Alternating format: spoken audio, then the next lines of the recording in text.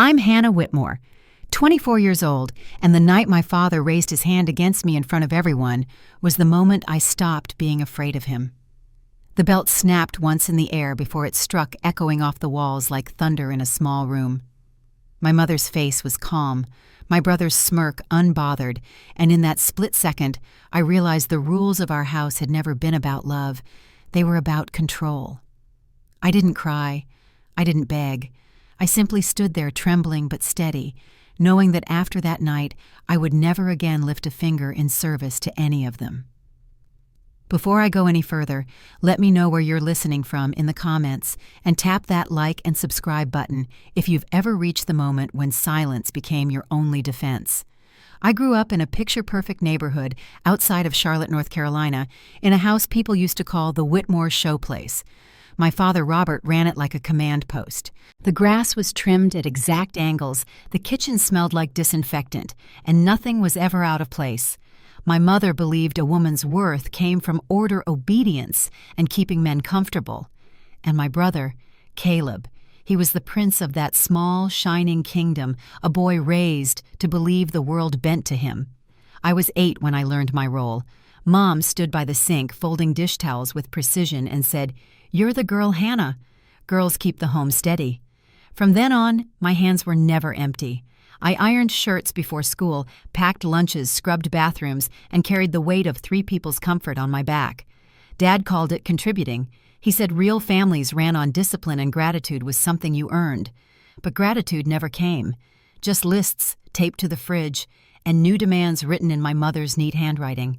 The older I got, the more invisible I became. Caleb's soccer trophies lined the mantel, his pictures filled every hallway while mine gathered dust in a drawer. If he failed a test, I was scolded for not helping him study. If he tracked mud across the carpet, I was blamed for not stopping him. At first I thought if I worked harder, cooked better, cleaned faster, smiled longer, they might finally see me. But every thank you I longed for turned into another command. My father's voice filled the house like static, telling me to stay useful and know my place. I remember the nights when the house would grow still, and I'd sit on the edge of my bed, staring at my hands raw from bleach and hot water. They were small hands, the kind made for tenderness, not servitude. But in that house, softness was weakness, so I hardened instead. I learned to move quietly, to anticipate needs before they were spoken to exist, like a shadow that kept everything running, yet was never seen. When I turned 17, Dad gave Caleb a car and told me, "Your reward is seeing your brother succeed." He said it without irony, like that was a normal sentence a father says to a daughter. I smiled and said thank you because by then I'd learned that defiance only bred punishment. Inside, though, something started to shift. A slow, quiet ache that didn't fade. It wasn't rebellion yet, just the faint realization that I was living a life that would never belong to me. Years later, after I started nursing school, they still expected the same obedience. I'd come home from class exhausted, and Mom would hand me Caleb's laundry basket with a smile. "He's busy," she'd say. "You're better at this anyway." I'd wash fold iron and set it on his bed while he played video games and called me help. It stopped hurting after a while. The numbness became normal, like a low hum beneath everything I did. But that numbness wasn't peace, it was pressure building quietly, waiting for a place to go. The day of the family meeting, the air felt heavy before anyone spoke. Dad sat in his recliner like a judge behind a desk. Caleb lounged across the couch, and Mom stood with her arms crossed, the corners of her mouth already tight. I was told to sit. I didn't. Dad's eyebrow lifted a warning. "Caleb says you've been slacking." Mom began. "His uniforms are wrinkled and his room's a mess." I stared at them, realizing they truly believed this was a crisis worthy of judgment. "He's 17, I said quietly. "He can fold his own shirts." The silence that followed was the kind that makes the air sting. My father's hand twitched. Caleb smirked. And my mother, calm as ever, said, "He deserves better than this." Something inside me, the part that had stayed quiet for years, rose to the surface. "And I don't?" I asked. The question wasn't loud, but it was enough to shatter the illusion. Dad's eyes darkened. "You were raised to serve," he said. "That's how the world works." He reached for the belt that had been laid neatly on the table, as if it had been waiting for this moment.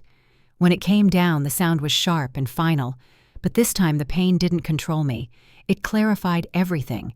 I realized they hadn't broken me all these years they'd trained me. Every chore, every order, every night spent holding my tongue had turned me into something they couldn't imagine, a woman who knew how to endure without bending. When it stopped, I stood tall, bruised but steady, and looked at the people who had mistaken my silence for submission. My voice didn't shake when I said, "I'm not your servant." Then I turned toward the door. No luggage, no tears, no apology, just the sound of my own footsteps leaving the only life I'd ever known. Outside, the night air was cold and clear. I remember walking down the road barefoot, the pavement rough under my feet, the sky wider than it had ever looked from my window. I didn't know where I was going yet, only that I was finally going somewhere of my own choosing. And behind me in that house that once ran on my silence, the first cracks were beginning to form. That night I walked until the streetlights thinned and the houses grew smaller. My feet were blistered, my palms still shaking, but I didn't stop. Each step felt like it was cutting through years of orders, corrections, and silence.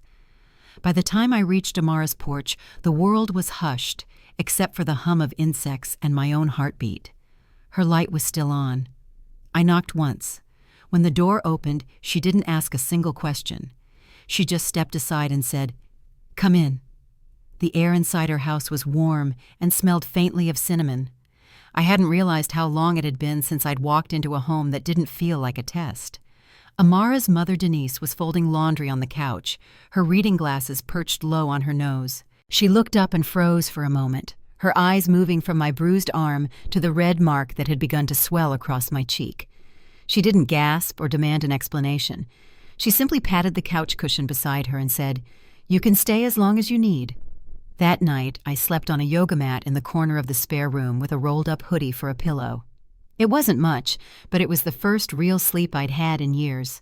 I remember listening to the sound of the refrigerator hum, the soft creak of the ceiling fan, and realizing that for once, no one expected anything from me. No one was going to knock on the door and hand me a list. No one would tell me I'd failed. The next morning, Denise made pancakes and coffee. The kitchen was alive with small sounds plates, clinking syrup, pouring birds outside the window. She slid a plate in front of me and said, "Eat first. We'll figure the rest out later." I nodded, my throat tight. The last time anyone had served me a meal, it had been to remind me of my debt to them. Here it felt different, quiet, steady human. For the next few days, I stayed in that little house, unsure what to do. I expected a message, a call, a threat, something that proved my absence mattered. None came. My phone stayed silent. I checked it every morning, waiting for, "Come home," or even, "Where are you?" But there was nothing. The stillness that followed wasn't peaceful. It was hollow, like standing in an empty room where echoes go to die. On the fourth night, I sat at the edge of the mattress they'd given me, my notebook open in my lap. I titled the first page, "Things I Did Before They Said I Wasn't Enough." At first, I wrote simple things: cooked breakfast, packed lunches, ironed shirts. Then more came: cleaned Caleb's bathroom-soaked blood out of his soccer uniform, covered for him when he broke Mom's blender. Before long, the page was full. I turned to another, then another. The words came faster, my handwriting uneven until 10 pages had filled with tasks, memories, and small humiliations I'd never dared to name. It wasn't anger that drove me.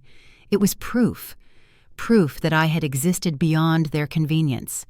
Each entry was like a footprint, a reminder that I hadn't imagined any of it. When I stopped writing, I stared at the pages and realized that I'd documented more work than most people do for a paycheck. But there had never been wages, only expectation. My usefulness had been their comfort, and my silence had been their permission. The next day, Denise offered to drive me to the library. She thought I needed a distraction, but what I needed was information. I used a public computer to file paperwork for financial independence. Denise signed as a witness. The process was small, mostly digital forms, but it felt monumental. With each confirmation email, I could almost feel the weight of their control peeling away. Bank accounts, school records, medical files, all transferred to my own name. I didn't do it for revenge. I did it so that when they finally noticed I was gone, they couldn't pull me back through paperwork or guilt. A week later, I found work at a local bookstore a few blocks from the Lewis house. The manager, Mr. Sanders, was a retired teacher who spoke softly and kept the radio tuned to old jazz. He hired me without much fuss, said he needed someone who could keep the place tidy. It was the first time anyone looked at me and saw competence without ownership. Each evening, I dusted shelves, stocked returns, and felt a strange kind of peace settle in my chest. But the quiet didn't last long. One evening, while carrying groceries from Denise's car, she said almost casually, "Ran into your mother at the store today." My stomach tightened. Denise went on. She looked worn out, couldn't lift a gallon of milk without wincing. Said her back was giving her trouble. I didn't answer. I wasn't ready to hear sympathy for someone who'd watched me get beaten and said nothing. Still, something about that image, a woman who had ruled her kitchen like a warden, now struggling to carry her own groceries, lingered in my mind. That night I opened my notebook again and started a new list. This one I titled, "What They Lose Without Me." It wasn't petty. It was factual. The laundry loads, the grocery runs, the hot meals waiting at 6 sharp, the uniforms folded and stacked by the door. Every line was a quiet reckoning, a reminder that every bit of comfort they had once enjoyed had come from hands they never thanked. A few days later, Amara's cousin Maya sent me a text. It was a photo Caleb outside a laundromat, his clothes stuffed into a garbage bag. His face was twisted in frustration, phone in one hand, quarters in the other. I didn't smile, but I did feel something shift. The next week, Maya said my father had started showing up late to work. The neighbors whispered about how short-tempered he'd become. HR had even written him up after he snapped at a staff meeting. The house that once ran like a machine was beginning to stall. Then 3 weeks after I left, my phone buzzed. It was a number I still recognized. My mother. The message read, "Caleb has an awards dinner Friday. None of his suits are ironed. You need to stop being ridiculous and come home. No greeting, no apology, just command disguised as concern." I stared at the screen for a long time, then set the phone face down on the table. 4 days later, another message came, this time from my father. "This is childish. No one will tolerate your behavior in the real world. Come home, apologize, and we'll let you earn your place again." I read it twice, then took a screenshot and saved it not for proof, but as a reminder of who they were, the people who equated servitude with belonging. By then, I had started classes at the community college. Nursing was something I'd always wanted, though I never dared to say it out loud back home. Between work study and helping Denise with chores, the days filled themselves. I wasn't wealthy, but every dollar I earned was mine. Every hour of sleep belonged to me. It was a life built slowly, brick by brick, out of the small freedoms I'd never known before. Still, the echoes of that house reached me now and then. A neighbor's comment here, a social media post there. They were telling people I'd left for an internship, that I was finding maturity. I didn't bother correcting anyone. Their lies were part of their survival. Let them tell whatever story made the silence easier to bear. One evening, after a long shift at the bookstore, I packed a small box. Inside it, I placed every scrap of the life I'd left behind, the chore lists my mother had written, the birthday cards with stiff handwriting, the broken locket she once gave me that said, "We didn't have to keep you." At the very top, I placed a bound print of my notebook, the ledger of unpaid labor, years 10 through 17. I sealed the box, wrote the address in clean black ink, and walked it to the post office before dawn. No note, no return address. Just truth, neatly packaged. 2 days later, Maya sent another message. They didn't come out for hours. Your dad opened the box. He looked pale. I didn't ask for details. I didn't need them. For years, I had been their invisible system, the unseen engine behind their perfect image. Now they were face to face with the record of everything they'd taken for granted. Back at the bookstore, the morning sun spilled across the counter as I restocked the register. For the first time in years, I didn't flinch when the doorbell chimed. My hands were steady. My voice when I greeted customers felt like it belonged to me. Somewhere across town, they were living in the ruins of their own order, learning what it meant to exist without the person who had kept their world intact. I didn't need to see it to know. You can always tell when something once heavy finally begins to fall apart, and this was only the beginning of what silence would teach them. The morning after I mailed that box, I woke earlier than usual. The sunlight came through the thin curtains in long, pale streaks, and the air smelled faintly of coffee from Denise's kitchen. For a few seconds, I lay there half expecting to hear my father's voice calling my name, or the thud of Caleb's footsteps in the hallway. But all I heard was quiet.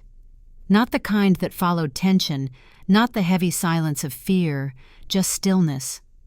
I sat up slowly, breathing in the peace I hadn't known I was capable of having. I started most mornings with a walk to the bus stop. The bookstore was 2 stops away, and I liked the predictability of the ride, the same driver, the same route, the same rhythm of the city waking up.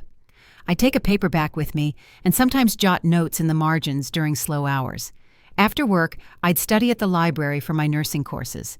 It was a life built of small pieces, but it was mine, and every part of it felt deliberate. For the first time, my days weren't dictated by someone else's needs. 3 weeks passed before I heard any more news about my family. Amara mentioned it first one evening as we cleaned up after dinner. She said a neighbor had told her that the Whitmore's house looked different now, the lights off, more often the hedges overgrown.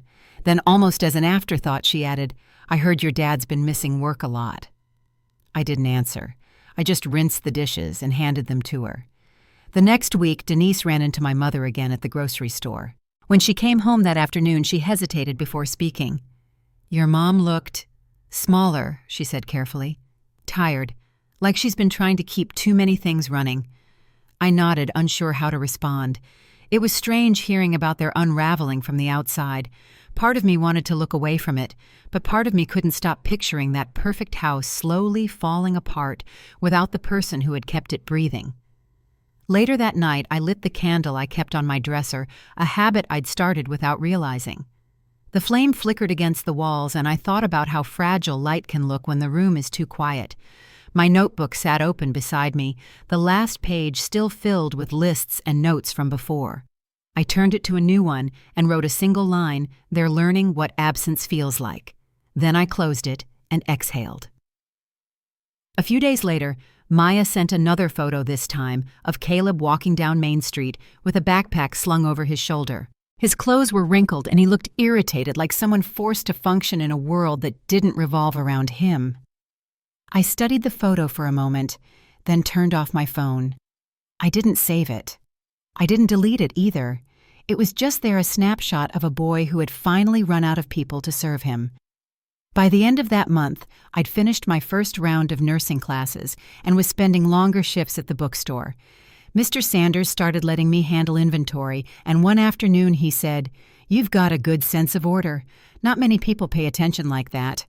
I smiled and thanked him, though the compliment landed heavier than he probably meant it to.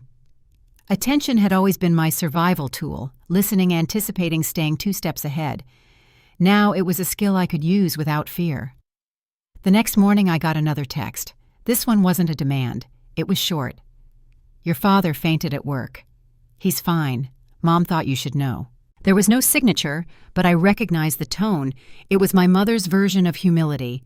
Not quite apology, not quite news. I stared at the words for a long time, then locked the screen. He'd once told me that silence was disrespectful. I wondered what he would call mine now. When I returned home that evening, Denise was watching the local news. The soft blue light from the TV filled the living room. She muted the volume when I walked in and said gently, "You don't owe anyone an explanation for what you left." I didn't know if she'd heard something or if she just sensed what was happening, but her voice carried the kind of kindness that made you stop before you broke. I nodded and went to my room feeling both seen and unsettled. Over the next few weeks, I kept to my routine. Classes, work, studying, sleep. I learned to cook simple meals, pasta, with vegetables, omelets, soups.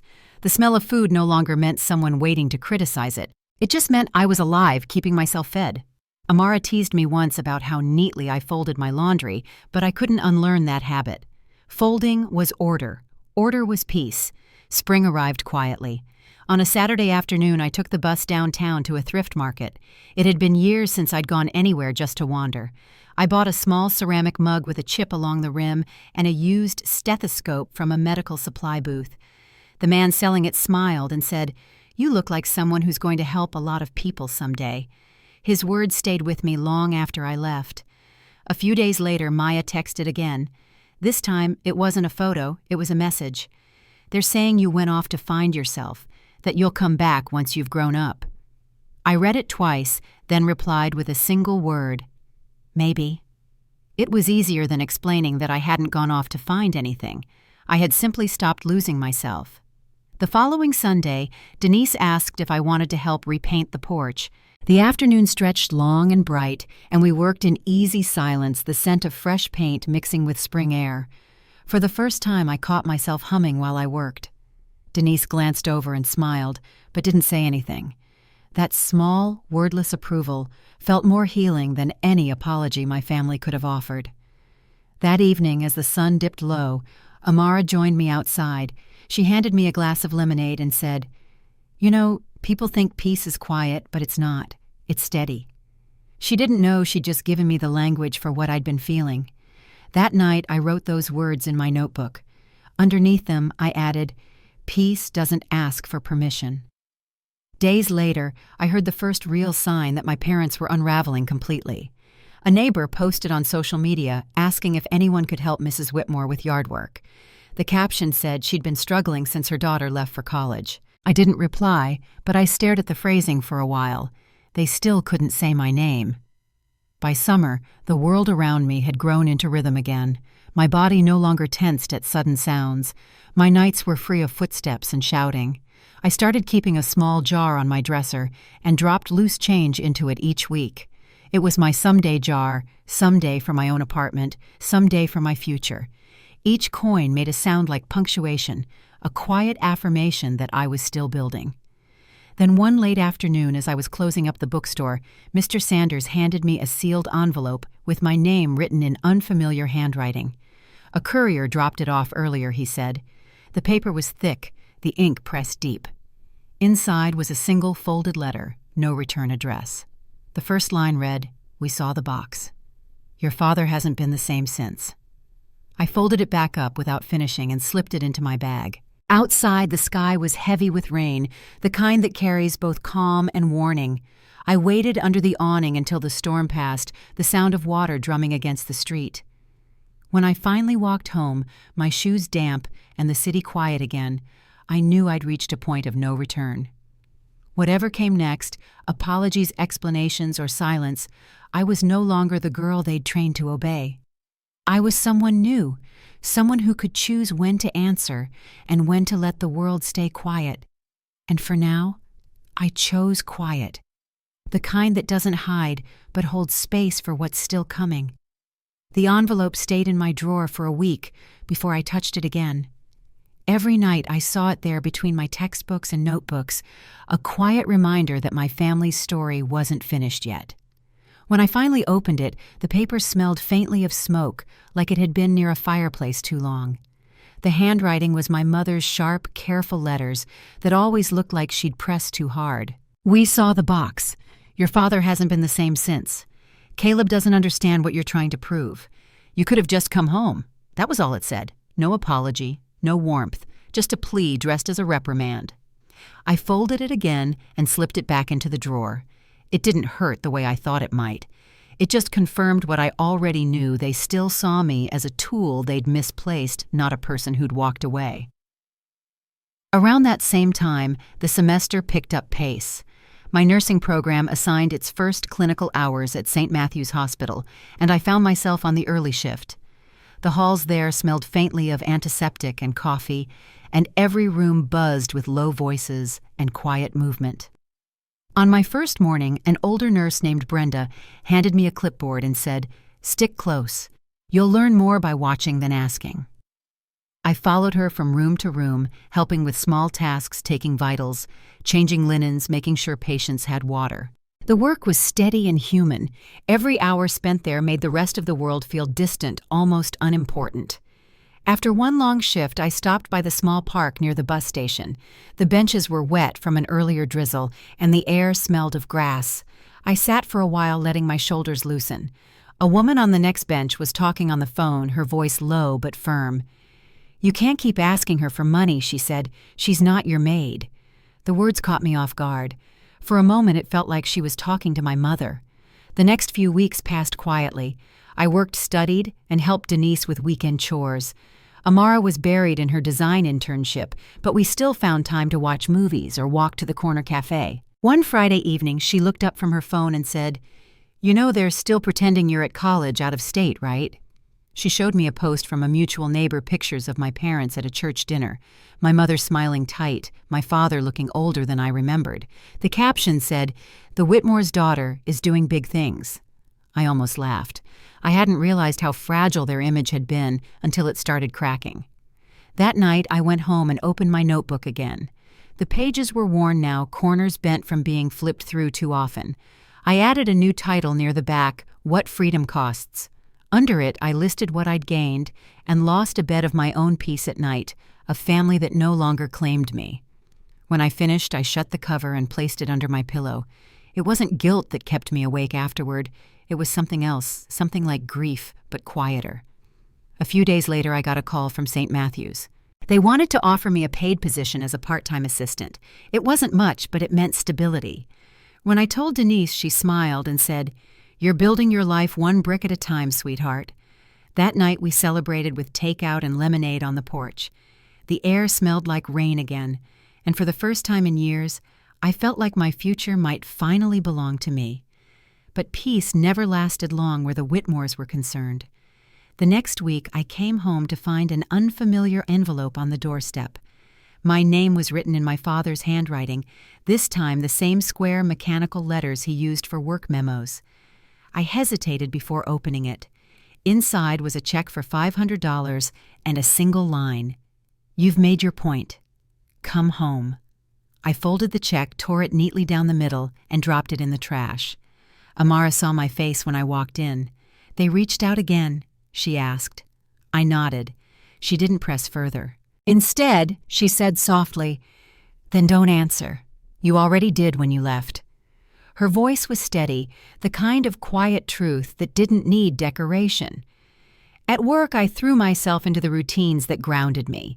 Patients came and went, some gentle, some sharp-tongued, some just lonely. One woman, a retired teacher named Mrs. Klein, liked to tell me stories about her garden. "You know what's funny," she said once, "people think things stop growing when you neglect them, but sometimes they just grow wild." I didn't tell her how true that felt. By midsummer, I'd saved enough from the bookstore and the hospital to think about moving.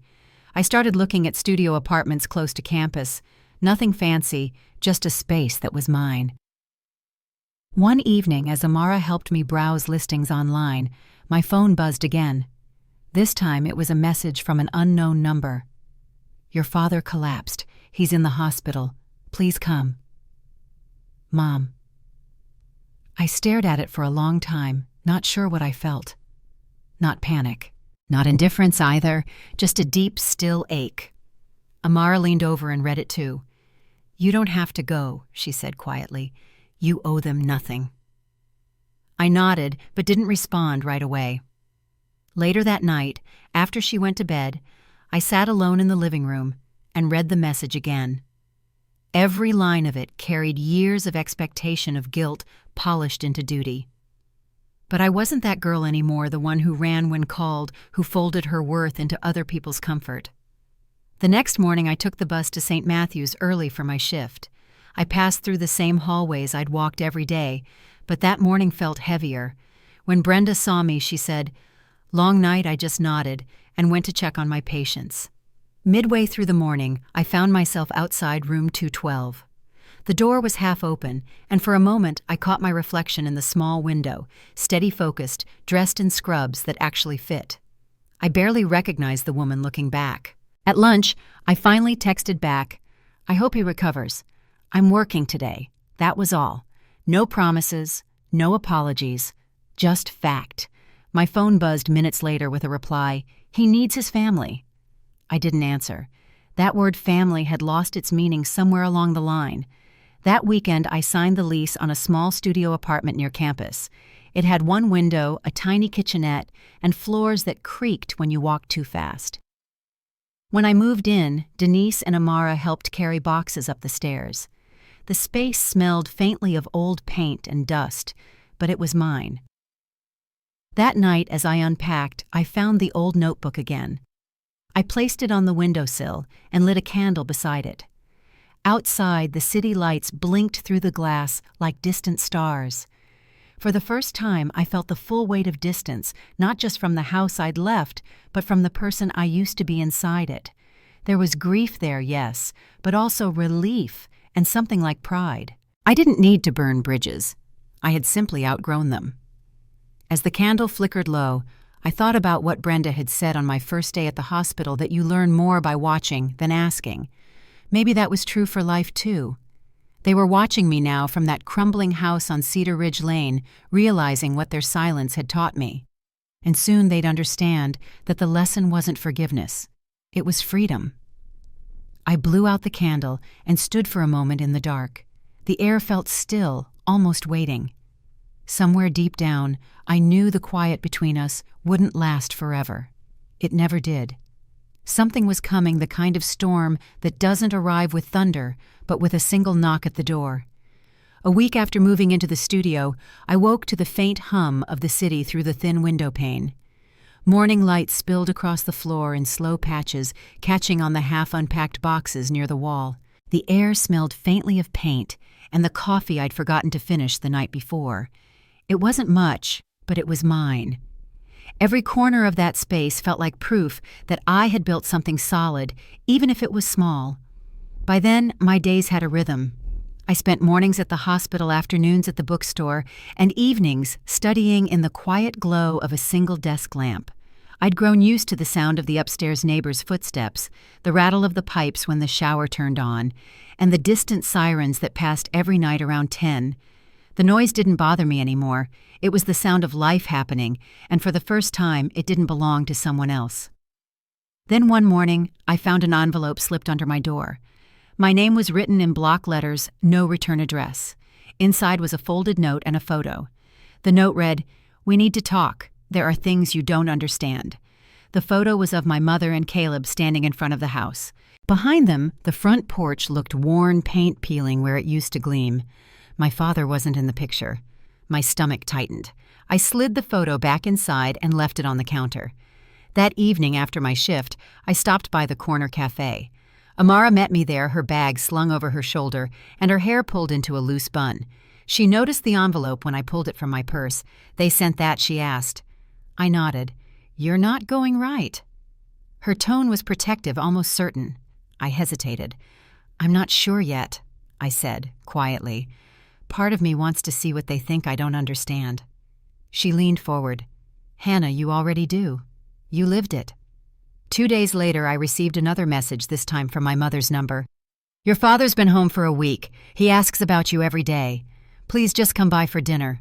No fighting, just dinner." I stared at the message for a long time. The word please stood out like something she wasn't used to saying. I didn't answer that night. But by the next morning, the decision had settled somewhere between anger and curiosity. The following evening, I stood at the edge of Cedar Ridge Lane. The Whitmore house looked smaller than I remembered, the lawn overgrown, the curtains drawn halfway. I could see the faint glow of the kitchen light through the window. For a moment, I thought about turning back, but I'd come too far to let fear decide again. I walked up the path and knocked once. My mother opened the door. She looked older, lines etched deep around her mouth, her hair streaked with gray. For a second, she just stared, like she wasn't sure if I was real. "You came," she whispered. I nodded. "You asked." Her eyes flicked down, maybe searching for signs of softness, but there was none left to find. The dining room was dim, the smell of reheated food hanging in the air. My father sat at the head of the table, thinner than I remembered. A bruise-colored shadow lingered under his eyes. Caleb sat across from him, tapping at his phone. No one spoke for a long time. Finally, my father cleared his throat. "You've made your point," he said, voice low but steady. "The house doesn't run the same without you." "I noticed," I said. His eyes flickered, surprised at my calmness. "That's not what I meant," he said quickly. "You proved your independence, but family is family. It's time you came home." I looked around the table, the plates, the food, the same worn napkins I'd washed hundreds of times. Nothing had changed. "This isn't home anymore," I said. "You made sure of that." My mother's fork clattered against her plate. "We were hard on you because we wanted you prepared for life," she said. "You wouldn't survive without discipline." I met her gaze. "I'm surviving just fine." Caleb scoffed under his breath, still scrolling through his phone. "You think you're better than us now?" he muttered. I turned to him, my voice quiet. "No, Caleb, I just stopped being less." The silence that followed was thick, like the air had turned to glass. My father's hand clenched around his napkin. "You can't erase family, Hannah," he said finally. "You'll need us again one day." I stood. "Then you can decide what that means when it happens." Before I left, I pulled something from my bag, a small envelope of my own. Inside was a single page, a copy of the ledger I'd made the record of years I could never get back. "Keep it," I said, placing it on the table. "It's the only part of me that still belongs here." Outside, the night air felt cold and clean. I walked the same 2 miles back to the bus stop, my heart steady, not heavy. When I reached my apartment, I made tea and sat by the window, the city stretching out below. For the first time, I didn't feel like running from my past. I had faced it, named it, and left it standing exactly where it belonged. Days turned into weeks again, and life returned to its quiet rhythm. I passed my exams at the hospital and received my official badge as a nursing assistant. Mr. Sanders at the bookstore gave me an old fountain pen as a gift, saying, "For writing your next chapter." It made me smile, not because of the words, but because I knew I already had. Then one afternoon, Denise came home from errands with a worried look. "I saw your mom downtown," she said. She looked lost, Hannah, like she didn't know where she was going. I didn't reply. I just took a slow breath. Some lessons are heavy. Some people have to carry them until they finally see what they cost. A few nights later, I found a voicemail on my phone. My father's voice, rough and tired. "I don't know what to say anymore. The house doesn't feel right without you. Caleb's left for a job in another state. Your mother, she's not herself. I guess I just hope you're doing all right." There was a pause, then the sound of him setting the phone down, uncertain. I saved the message but never called back. I didn't hate them. I didn't wish them harm. But forgiveness wasn't the same as returning. Some doors had to stay closed so peace could stay standing. That weekend, I rearranged my apartment, moved the small table closer to the window, bought a secondhand bookshelf from a yard sale. I placed my notebook on the top shelf next to my nursing textbooks. For the first time, it didn't feel like evidence. It felt like history, something finished. That night, as I locked the door and turned off the lights, I thought about what freedom really meant. Not escape, not distance, just choice. The right to decide how quiet or loud your own life could be. I blew out the candle on the windowsill and watched the smoke drift upward. Outside, the city kept moving unaware. Somewhere miles away, that house on Cedar Ridge Lane still stood silent, dim and waiting. But it no longer held my story. It only held the echoes of what I'd left behind. And though I couldn't see it from where I was, I knew something inside those walls had finally cracked enough to let the truth seep through. The silence I had given them was doing its work, and soon it would finish what I started. The call came on a Wednesday evening while I was finishing a late shift at the hospital. My phone buzzed against the counter, the screen flashing an unfamiliar number from my hometown. I almost let it ring out, but something maybe habit made me answer. A quiet voice on the other end said, "Is this Hannah Whitmore? This is Pastor Green. I thought you should know your father's been admitted again. It's serious this time." The line went still for a moment, as if waiting for a reaction I didn't have. I thanked him, wrote down the hospital name, and hung up. For a long time I just stood there, the sound of monitors and hallway chatter fading behind me. My hands didn't shake, but my mind wandered back to that old house, to the belt on the table, to my mother's silence. It had been months since I'd last seen any of them. The message he'd left, the one I'd saved but never answered, had been his only attempt at an apology. Now the world was asking if I was ready to face what I'd left behind. When my shift ended, I walked outside into the cool night air. The parking lot was quiet, just the hum of streetlights and the distant bark of a dog. I sat on a bench near the bus stop and watched the cars pass, each one a story I didn't belong to. Eventually, I pulled out my phone and texted Amara. "My dad's in the hospital. Not sure what to do." Her reply came fast. "Do what gives you peace, not guilt." The next morning, I packed a small bag and caught the early bus to Cedar Ridge. The ride was long and gray, the sky heavy with clouds that looked close enough to touch. The hospital sat just off the highway, a low brick building with windows that reflected nothing but rain. Inside, everything smelled of disinfectant and coffee gone cold. At the reception desk, a nurse led me to the ICU waiting area. My mother was there, sitting upright with her purse clutched to her chest. When she saw me, her face flickered between relief and hesitation. "You came," she whispered, standing halfway before sitting again. Her hair was pinned back, but loose strands framed her face like she'd been running her hands through it for hours. "How is he?" I asked. My voice sounded calm, almost professional. "They're doing tests," she said. "He collapsed at work, his heart." Her words hung in the air, fragile but precise. "He's asking for you." I didn't answer right away. I just stared through the small window toward the dim corridor where machines hummed steadily. Then I nodded once. "I'll see him." The nurse guided me through the hallway, her shoes clicking softly against the floor. When she opened the door to his room, I hesitated before stepping inside.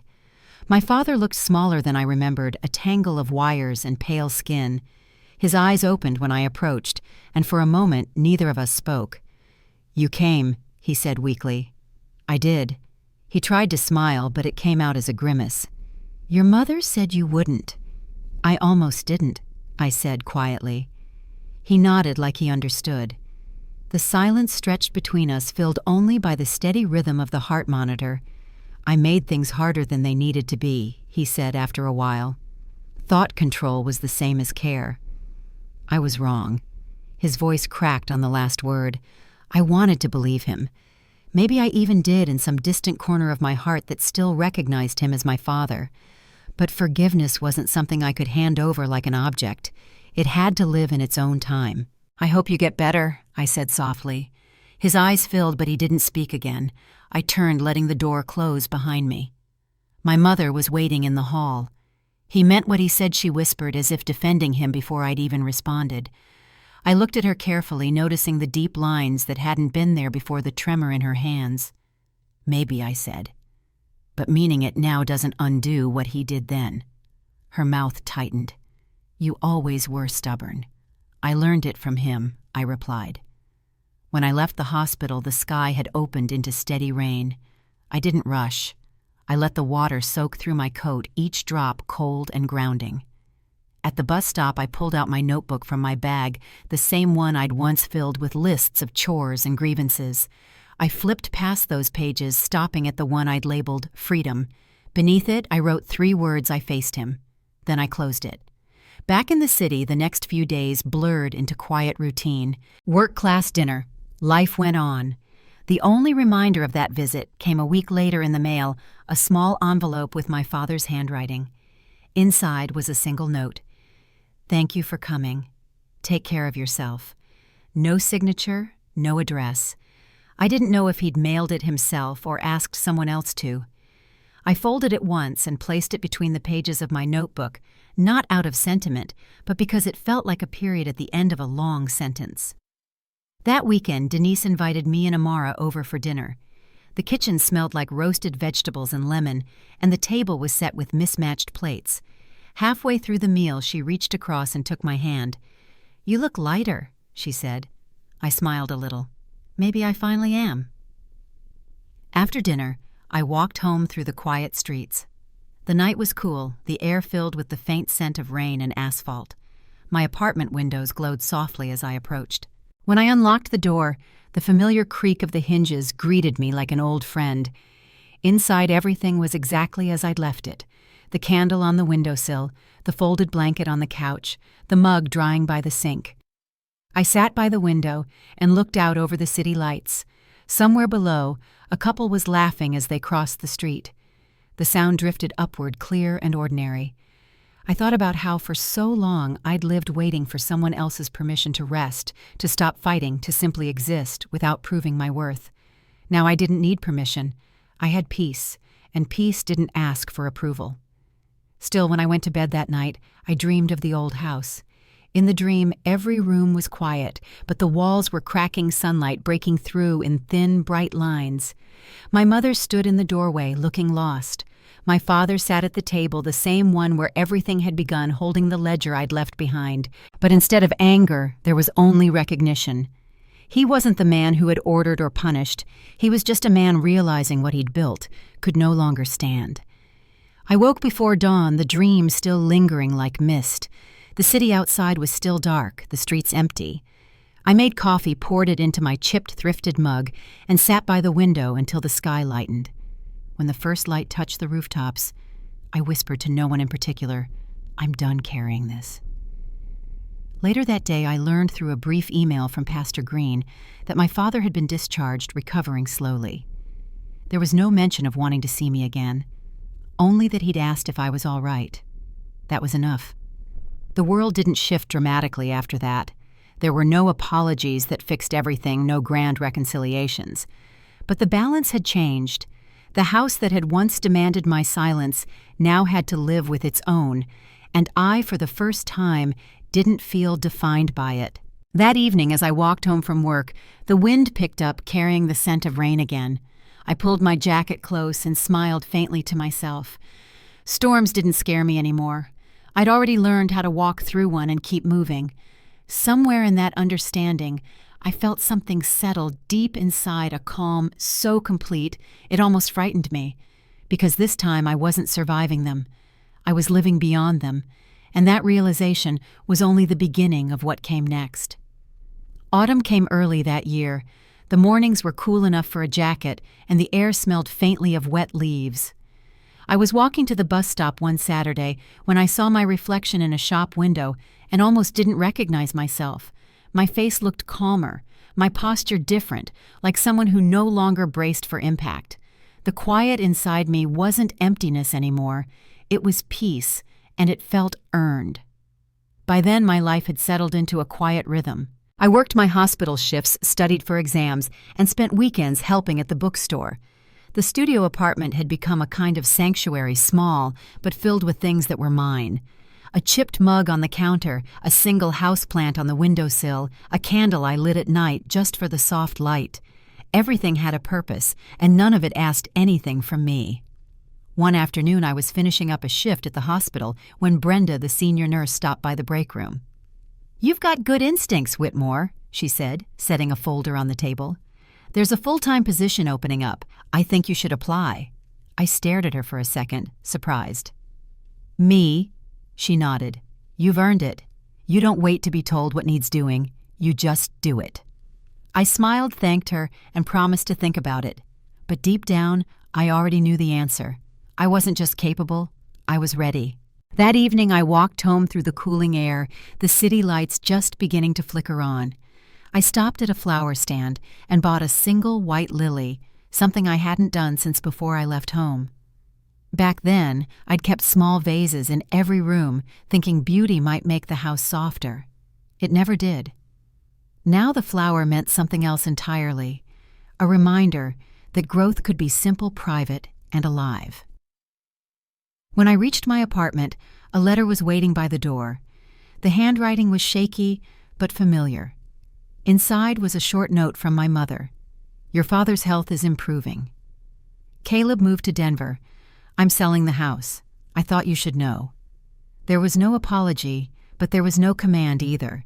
Just information written without control or expectation. For the first time, her words didn't carry weight. They simply existed, like the weather, unavoidable, but no longer dangerous. I set the letter on the table and brewed tea. As the kettle hissed, I thought of that old house on Cedar Ridge Lane, the spotless windows, the trimmed lawn, the illusion of perfection. Somewhere in those empty rooms, the walls were likely still echoing with the same silence I'd left behind. Maybe that was fitting. Maybe that was justice in its own quiet way. The following week, I applied for the full-time position. Brenda helped me prepare, and when the department confirmed my hiring, she hugged me tightly and said, "See, you built something solid, even after all that."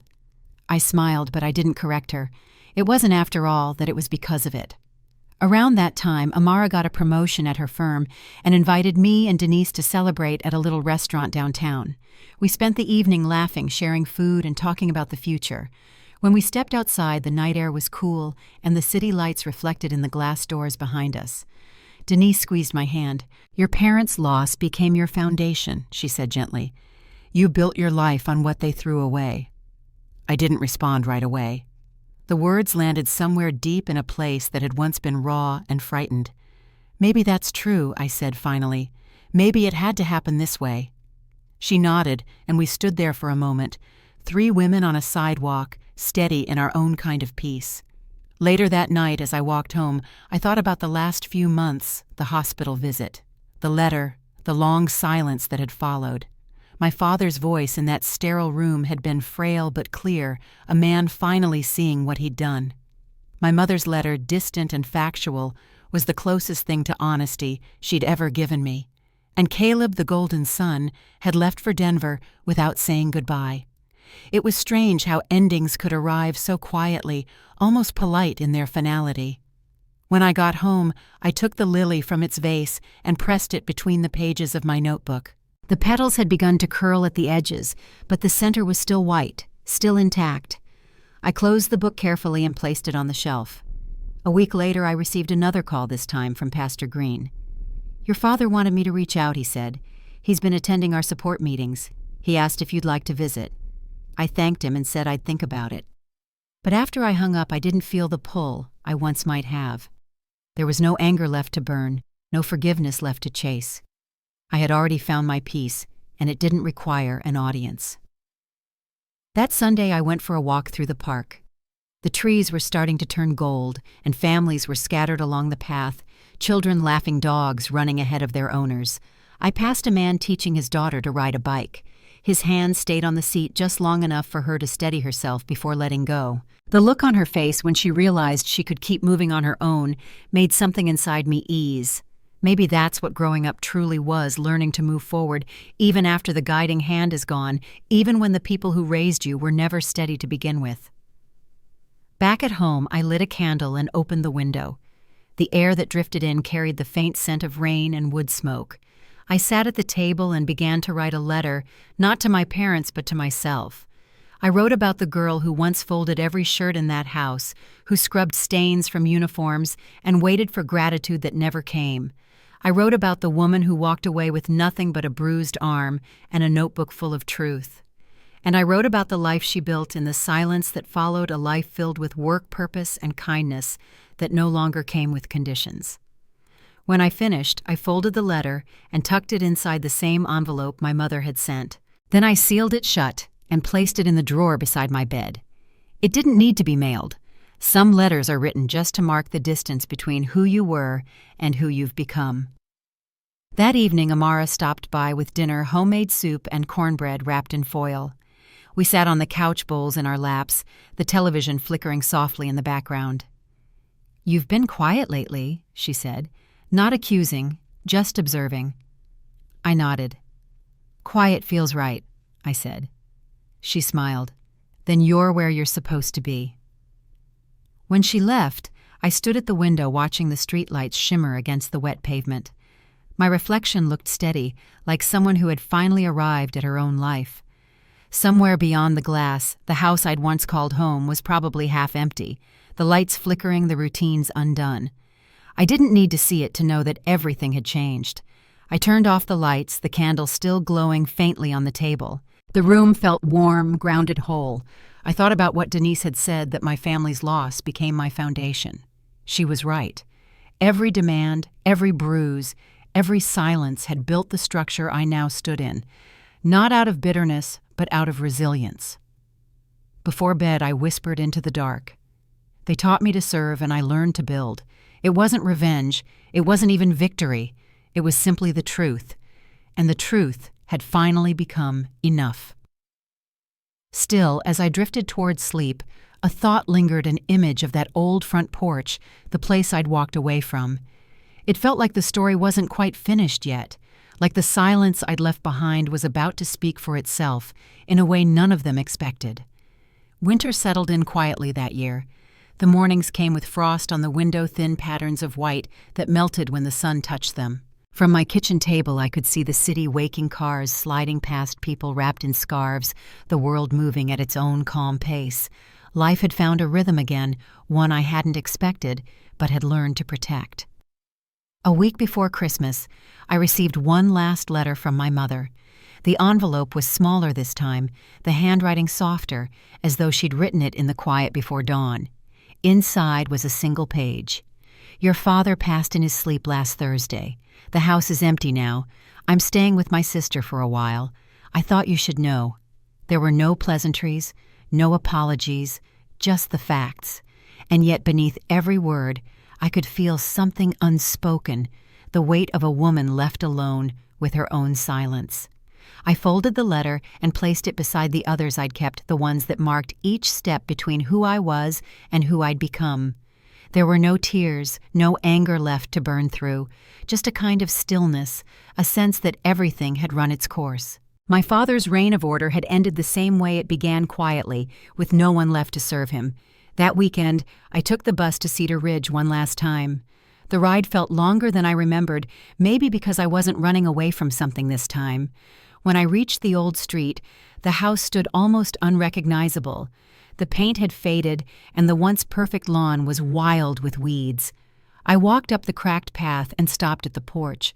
The front door was locked, but I didn't need to go inside.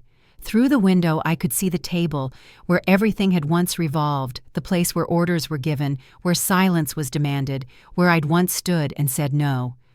For a long moment, I just stood there, breathing in the cold air. Then I reached into my coat pocket and pulled out a small white lily, pressed and dried the same one I'd saved in my notebook months earlier. I slipped it through the gap in the doorframe. "You taught me to endure," I whispered, and I turned it into strength. Then I turned away. Back in the city, life didn't change dramatically after that visit. The hospital grew busier during the holidays, and I found comfort in the work caring for people who needed it, listening to their stories, knowing when to speak and when silence was enough. Brenda often said I had a calming way about me.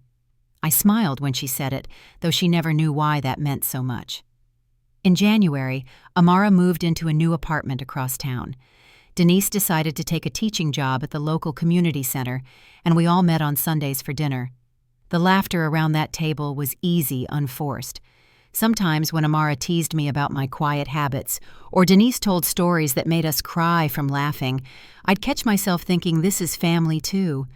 Not the kind bound by blood, but by choice kindness and peace freely given. One night, after they had gone home, I stood by the window and looked out at the city lights. The candle on the table flickered softly beside me, its reflection shimmering against the glass. I thought about everything that had happened, the years of servitude the night I walked out, the silence that followed, and the slow rebuilding that came after. All of it had led here to a quiet room, a steady life, and a heart that no longer ached for approval. It struck me that justice doesn't always arrive with noise or punishment. Sometimes it's quieter than that. Sometimes it's just a house gone cold and a woman finally sleeping without fear of being called. Sometimes it's the peace of choosing who you become, even after everything they took. Before turning in for the night, I lit one last candle and set it near the window. I thought about my father, how he'd believed obedience was love, and how my mother had mistaken control for protection. I didn't forgive them fully, but I didn't hate them either. I simply let them stay where they belonged in the past. That was enough. I poured myself a cup of tea and sat back, feeling the warmth against my palms. Outside, the snow had begun to fall in thin, slow flakes. It was quiet, but not empty. The kind of silence that felt earned, not given. If anyone had told me years ago that peace could sound like this, I wouldn't have believed them. But standing there, I understood what it truly meant to reclaim your life, to stop waiting for an apology, to stop chasing closure, and to build something steady from what was once broken. So if you've ever been made to feel small in your own home, or taught that your worth depends on service, I hope my story reminds you that you're allowed to leave, even if leaving means walking into silence. Because silence can heal when it's yours. And sometimes the truest revenge isn't loud at all. It's peace, the kind that stays even after the storm has passed. If this story touched you, share it with someone who needs to hear that peace is possible. And don't forget to subscribe if you want more stories that remind you just how strong quiet hearts can be.